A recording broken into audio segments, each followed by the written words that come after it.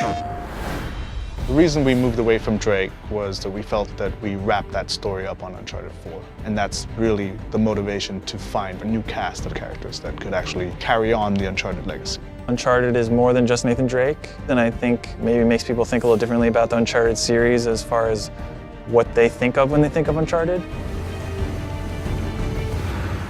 We started trying to keep it short. We started trying to keep it contained. But like all Naughty Dog games, you know, it's story-driven and we need the time to tell the story accurately. We needed to go into the past, dig a little deeper than, you know, the surface, and it just blew up. We started expanding to get character arcs developed, and before we knew it, it's full game. We're treating it as seriously as an Uncharted game.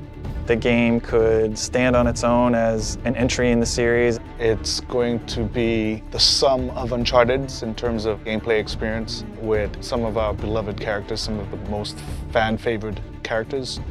Well, there were many ideas on the table, like Sullivan and Sam's story, but they all were very closely related to U4, so we wanted something that was fresh, something that was new, and Chloe, being a fan favorite, we thought we would explore her story. Then we thought about, okay, well, who would be a good pairing with Chloe Fraser?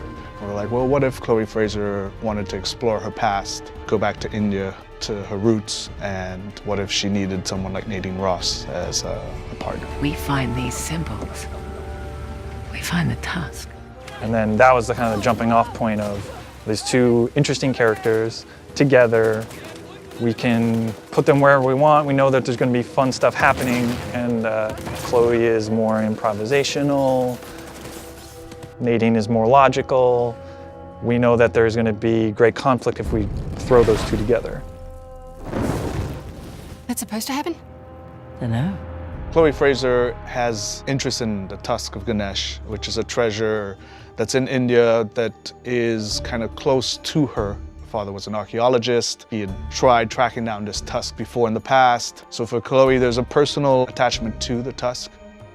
For Nadine Ross, she is on the verge of bankruptcy. She's lost Shoreline, and she desperately wants to regain control. That's where the characters start. Because of Nadine's military background, particularly with our villain, Sav, Chloe's brought her in to kind of help her out. He's just another warmonger with no war to fight. No, you don't know him like I do. He changes location and routines by the hour. We'd be foolish to take unnecessary risks. Let's get one thing straight. This is my gig. You want your share? We play by my rules.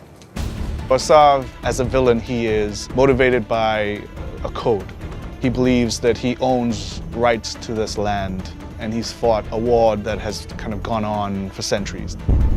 So recently he has started rekindling this war to profit. Giving the player more options, I think, would be the highest level, encompassing way to describe what we're trying to elevate even from Uncharted 4. We have all those things at our disposal again, rope climbing, driving, we have the winch, stealth options. We have lockpicking now, so we have crates of things that you can find certain weapons or treasures in.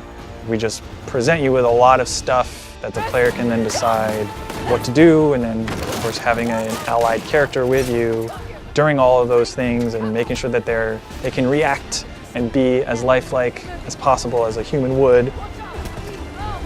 We're taking advantage of the buddy system by integrating more of the narrative. For example, if our characters in the story aren't communicating well, or they're upset, or they're aggravated, it will reflect in the gameplay. So if I've just come out of a heated argument with Nadine Ross, in the gameplay you will feel that tension, you will feel that aggravation.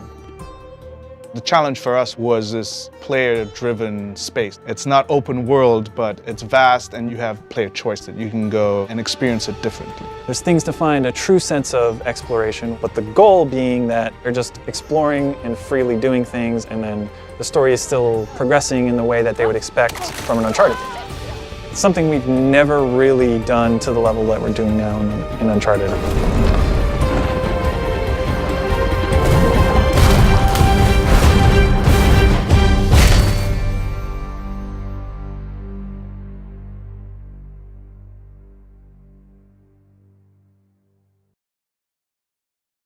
PlayStation